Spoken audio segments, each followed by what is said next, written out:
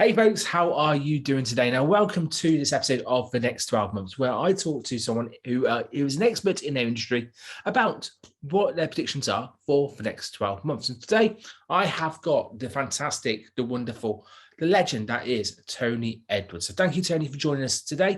Tell us a little bit about you and your industry that we're going to be talking about over the next 20 odd minutes or so. Thanks, Gary. Thanks for inviting me on. It's good to be here. We've been talking about this for a while, so it's good to nail a date down and get the recording done. So anyway, I am Tony Edwards, and I run a company called BIT Smart. We are an IT company. We help businesses, typically 1 to 20 users, with anything from IT support through to pretty much everything else that you need for a business tech-wise. So talking connectivity, phone systems, cybersecurity, 365, all that sort of stuff. Love it. Love it. And I've got personal experience working with you because I took one of your power hours probably about 18 months ago or so. And you got my very slow PC, my laptop, to actually start fairly quickly. It probably improved it by at least 200, 300%, which was amazing. And actually, when I was looking for a new laptop, you gave me some really sound advice. So thank you for those. Thank you for that. And always a pleasure, mate. Always a pleasure. You know, no business is too big or too small. Tony could help. Tony can definitely help. So we're going to talk about the IT, the kind of the tech industry over the next 20 minutes or so. How's that been over the last year? Just to give a bit of context before we go into your three predictions. So I've been in this industry for just over a decade in various roles, from literally being on a help desk through to running a department, through to running my own business now. And the industry changes on an almost daily basis. Yeah. Obviously, the pandemic had a massive effect on not just businesses, but everybody. You know, you have all these people that have been used to going into work, going into the office 9 to 5, Monday to Friday, coming away, and then going back in the next week and the next week. Now all of a sudden they're having to work from home, and for some people they've never done it before. So that was a huge challenge for a lot of people and for a lot of IT companies. Put obviously a lot more stress on things like security, because obviously because they can't control the networks, the home networks. They can only make sure that the corporate network is as secure as possible. So open up a lot more risk, I would say. So the IT industry really has been managing risk more than ever before over the last 12 months, really. Yeah, that makes sense. And I can remember from personal experience, I've got one client who I work in their office for a certain amount of hours per week. And yeah, when the pandemic hit, we got told, obviously, we couldn't go in. That's fine. Now, as a social media manager for them, I had the logins for their Facebook, Twitter, Instagram, all that kind of stuff. What I didn't have was access to their Owl Drive and all the kind of little nitty little bits like that. The Owl Drive, the even the telephone lines getting rerouted and all that kind of stuff. We had to kind of have help with, and even the work email. I didn't have their work email on my computer because I had a dedicated computer in their office. So it was all those little bits that I saw from personal experience, but magnified across the whole country. And luckily, the world, yeah, exactly. And I was lucky that in terms of the social media platforms, I had them all secure in a password manager, so that was fine to share and all that kind of stuff. But the other ones, some of them were kind of in the open, shall we say? And that's happened to us. That's happened to everyone else. You know, it was a scary time. So managing risk, I kind of get it. And how do you feel at the moment? Are people kind of coming through that, or have people kind of normalized almost? I think people are used to working from home now. I think the thought of going back into an office 9 to 5, 5 days a week is going to be a challenge, more for the employers than the employees. Okay. Because we're now so used to working from home, you know, most people have invested some way, shape or form in a home office setup, whether it is your laptop on your sofa or a corner of your bedroom or something like that. We've all had to adapt. And I think that because of that, people have started to take a bit more home life balance equation. They want a bit more home time, so they've got time with kids. We don't, and if the pandemic's proven anything, we don't need to be working 9 till 5. As long as the job gets done, as long as you're delivering the results and the outcomes that the business wants, you can work it. You should be able to work anytime. Yeah. And I've seen a fair few companies, tech companies especially, begin to roll out things like unlimited holiday, as opposed to you get 20 days a year, and all these additional, you deliver on this project in 3 days instead of 5 days, you can have an extra 2 days off, and those sorts of incentives rather than the normal benefits you might get from back in the day. I remember when I worked for a mobile network, we used to get all these perks and things. Nobody ever used them. They're there to draw you in to take the job. But now I think nobody wants the perks. The perk that people want is to work from, have the right tech on their desk, and to work from home if and when they want, mainly. And this might kind of leak into one of your predictions, but do you think that could continue? Absolutely. Okay. Well, let's talk about. I think the office norm of 9 to 5 is relevant in certain industries, banking and finance, particularly, and legal to a degree as well, because of the way their systems typically set up. For the most part, I think it's going to be a hybrid model going forward. Fair enough. Just before we go on to your predictions, over the last 12 months, obviously we've already alluded to the change in habits of people. Have tech companies kind of, because you've already said they've been on the back foot, they've been kind of managing risk kind of over the time. Does that mean innovation has kind of stalled, or how has innovation kind of played a part in it all?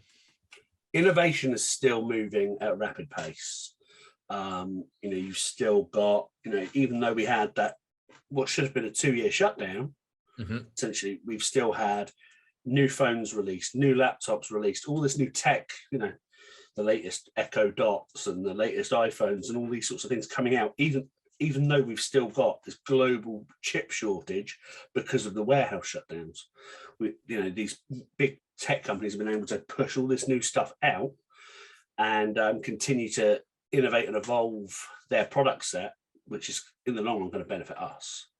Something that has happened recently is Microsoft changing all their a number of their commercial office pricing. Yep. Which was an interesting experience. Rather than, I'm not going to. I'm an Apple user predominantly, but I use Microsoft product set as well.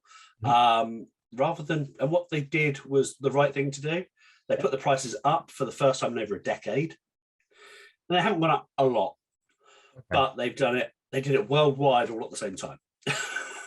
And when you've got over 80,000 IT companies just in the UK, all trying to move their clients to the right product sets, that's going to have an impact. But then when you've got the whole world doing it, it all kind of went a little bit wrong. So we're all, even the big companies are still learning. Yeah, I can imagine any company trying to roll out that kind of level of increase to that many users across that many locations, you're going to run into loads of logistical problems. That is a logistical nightmare. Yeah, absolutely. But the first time in a decade, that some way I kind of tip my hat off to them and go, well played, not raising your prices for a decade. There's also that kind of mentality. But wow, that is, something I didn't think we'd cover today, but that's cool. I like it. So let's go on to your predictions. So we're looking at your predictions over the next 12 months for the tech and IT industry. So, Tony, what is your first prediction for your industry? So we've kind of touched on it a little bit already. It is the continuation of hybrid working. That hybrid model, I think, like I said, employees really, really like the freedom of being able to work from home. Yeah. Predominantly, people can be more productive when they're working away from an office environment because they've got less distraction normally. Obviously, if you work from home, you've got home distractions, but again, they can be managed, with a sign on the door when you're in a meeting, those sorts of things. So I expect that to continue. The only issue with the hybrid working model is if you go completely remote, it's difficult for IT companies to manage, the networks, the software that you install, and those sorts of things. Devices can be locked down, so you can only install certain applications and those sorts of things. But obviously, employers want to give their staff an element of, there should be an element of trust, So it's a difficult balancing act. But I think that hybrid working is here to stay. Yep. Whether it is, I'll be surprised if everybody goes fully remote straight away. I think because we've had 2 years of disparity, people want to come back to an office, even if it's for a little while, because while you've got all those distractions, you haven't got the camaraderie you have through a Zoom screen or an other video platform. It just isn't the same as meeting face to face.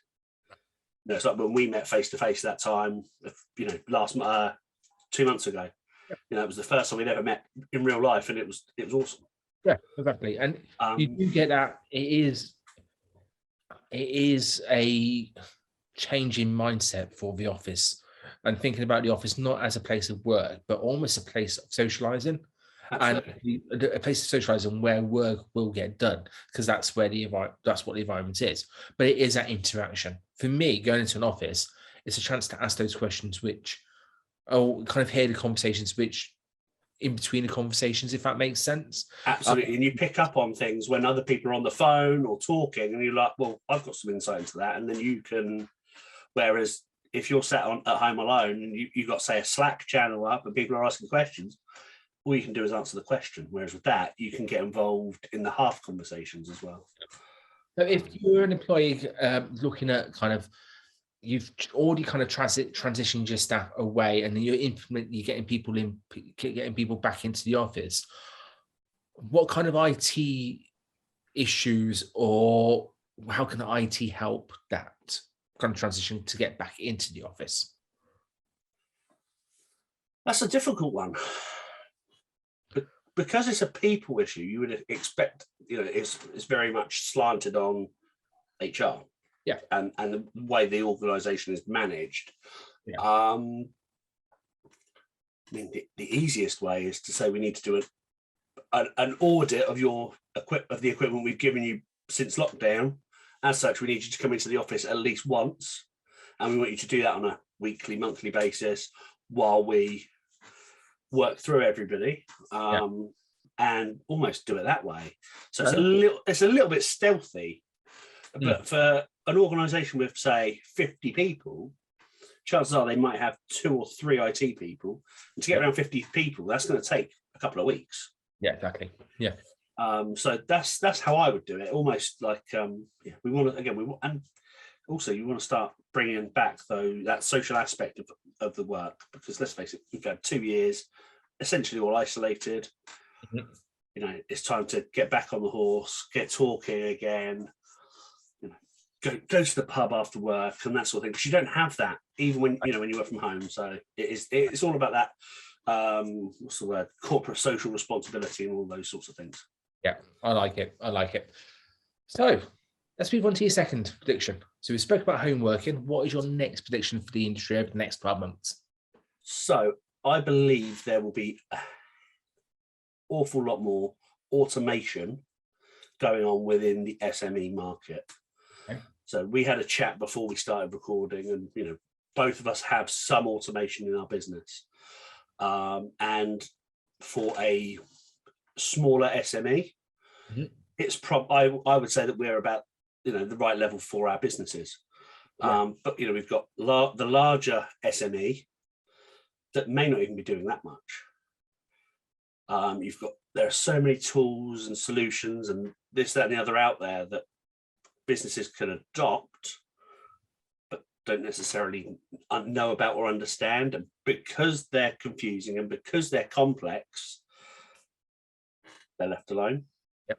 But the benefits that automation can bring are, you know, it can just save, you know, time. It improves efficiency. It can also, you know, if you might have an admin person or a PA just blocking out diaries, you know, you can automate that process and then get that PA to do something more valuable to the business. Yep.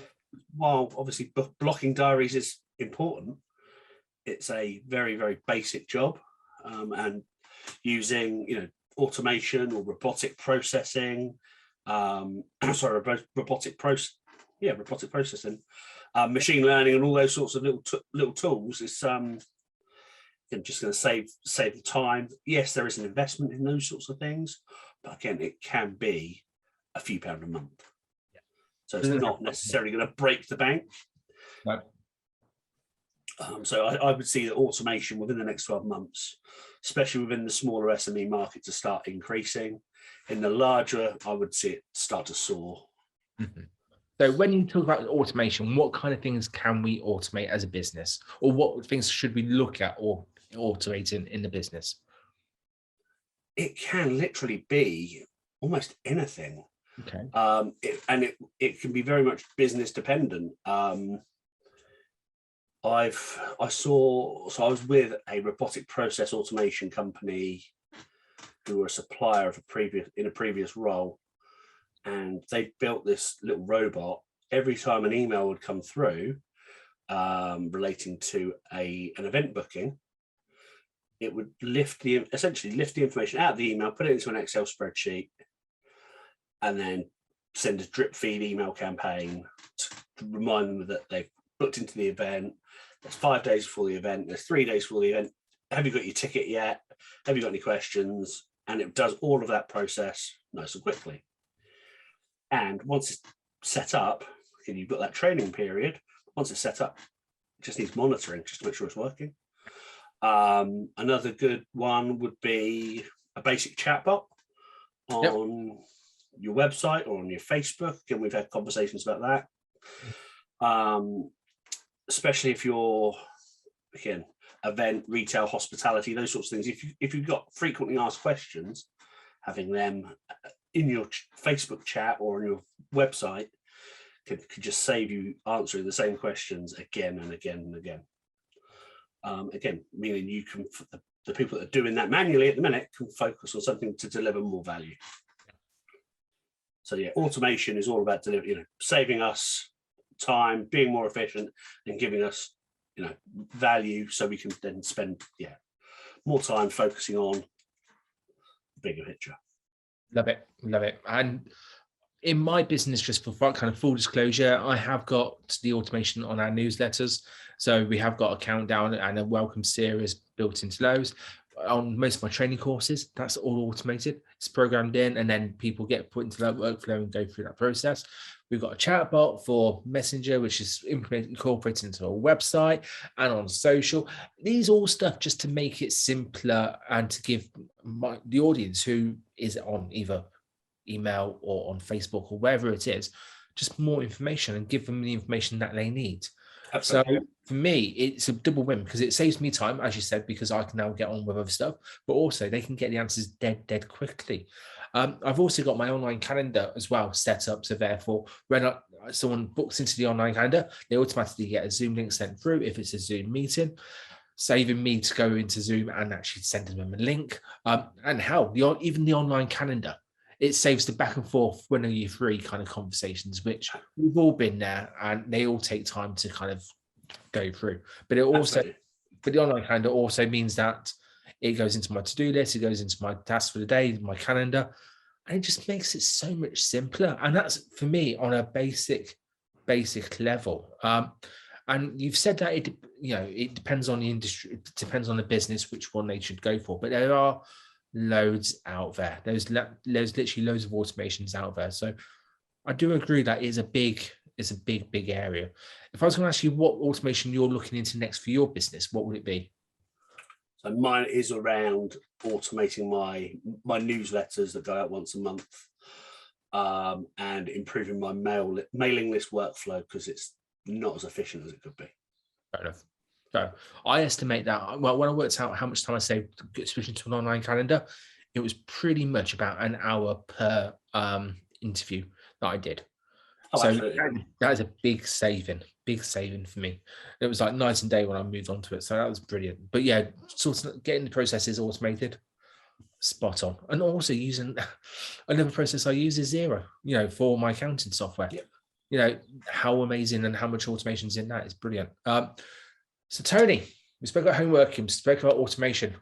What's your third prediction for this, for the next 12 months?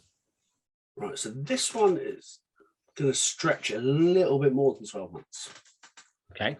So for years and years, the phone system infrastructure across the UK has all been done through copper wire. Okay. It's only been the last 12 to 15 years that fiber has come into its own, been more widely adopted. And BT and Openreach, again, they segmented a while back, so they're separate companies now. And all of that infrastructure, the cost of maintenance has gone up and up and up and up and up. So much so that it costs more to fix a copper phone line than it does to install 20 fiber. Is a stat I read somewhere about 18 months back. Wow. Okay. As such, the traditional phone line systems, definitely for business, most likely for residential as well, are going to be shut down by 2025. Okay. In fact, by the end of next month, or is it the end of this year? Again, can't quite remember. You won't be able to buy physical business lines the way you do now. Okay. Everything is moving digital. Everything is moving onto the internet. It's all going to be internet-based phone systems. And enterprise level businesses, so the big businesses, have been using it for years, and it works great. And there are so many different providers you can choose from with so many different features. So you can have it linked to your CRM and your calendars, your email. So you've got that automation element as well. And all of this stuff is happening now. Like I said, enterprise have been adopting it for ages and ages. It's now time for the smaller markets to begin to adopt this technology. Like I said, it's been around for years. Skype has been around for 20 years. The technology is, essentially what Skype was, but through either a physical handset or an app on your phone or on your laptop. Meaning you can literally be anywhere in the world and answer your phone. I've been using it since I started the business. Yep. So I could be up in Leamington near you. My Winchester phone number could ring, and again I could just answer it as if it was a normal phone, and nobody knows the difference. Again, which links in with the hybrid working. Yep. So smaller businesses being more aware of what's coming from that side of things is a big thing that's going to be happening over the next 12 months. I'm already seeing telco companies begin to push this a little bit harder, BT especially. And I think that more and more of that's going to continue to happen over the next 12 months, and smaller businesses will then begin to adopt this technology. Nice. And when it comes to adopting a technology, is it faster? Is it better? Is the connection better? What is it like in terms of quality? Because people know what a copper wire telephone signal sounds like, because we've all used it and grown up with it. Now, for a previous business, I used VoIP as the telephone system, and I was connected to, 8 different locations, all controlled by my central hub.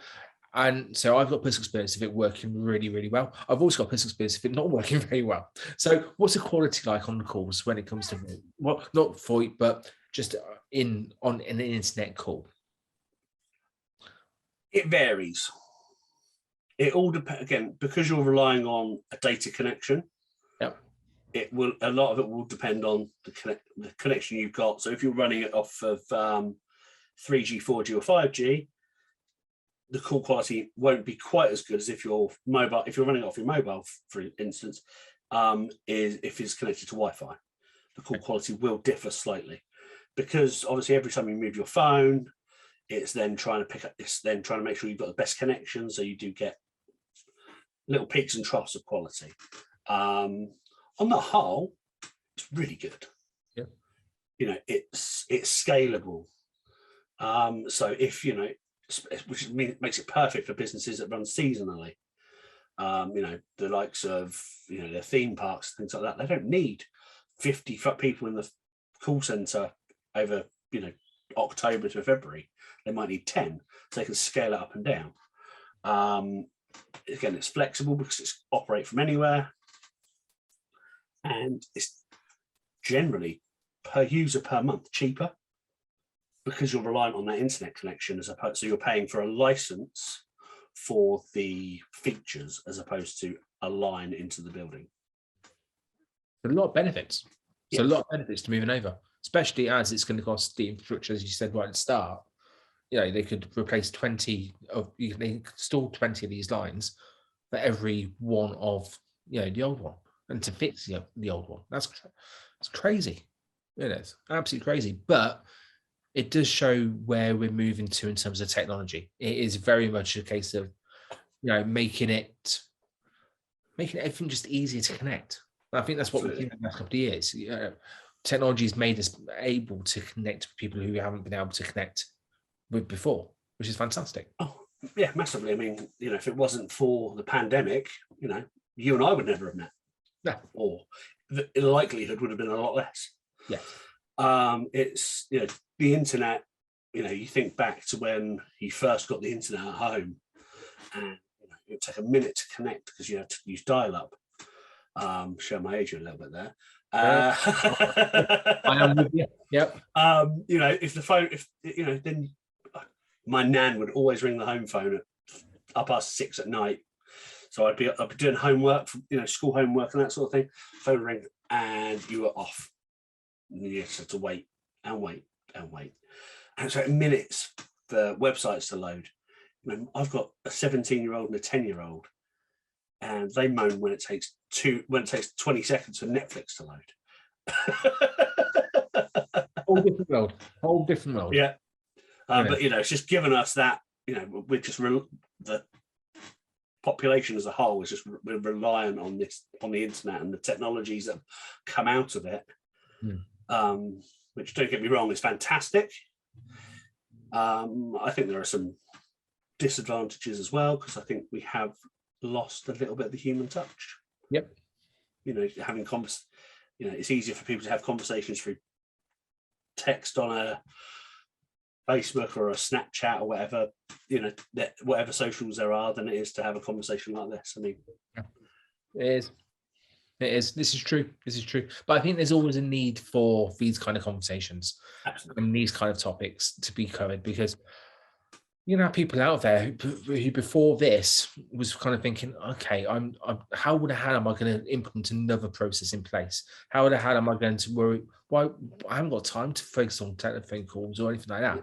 But actually, through the automation, you'll be able to save time. Through the home working, you'll be able to get you'll be able to be productive and actually get your work done. And if this is where the employees are going, that's really good to hear as well. And then with the telephone lines, if you're going to get better calls, but again, you can be in any location, still pick up the call rather than being in a fixed location, that's only going to help them serve their customers better and save them time in the long run. So absolutely. Technology is fantastic. This conversation has been brilliant. Now, just to recap, can you just quickly recap your top 3 predictions for your industry for the next 12 months? Just so people can get the bite-sized chunk. No worries. So yeah, the continuation of hybrid working, whether that is, you know, 1 day a week at home through to 2, 3, 4, more adoption of automation within the SME business market to again save us time, money, resource, etc. And then the upcoming ISDN switch off and the information that's going to be coming out of every single tech company across the UK over the next 12 months on making that move. Lovely job.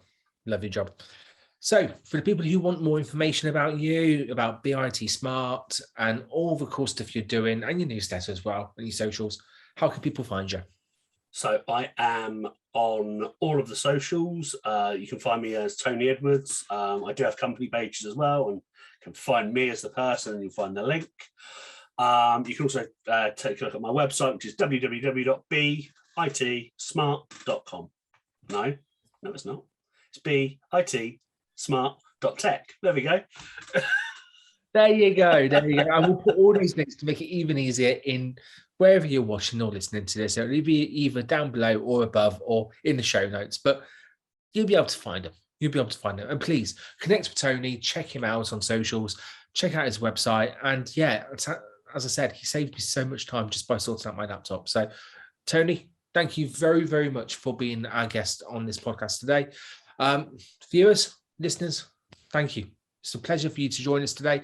And I really hope you got value out of this.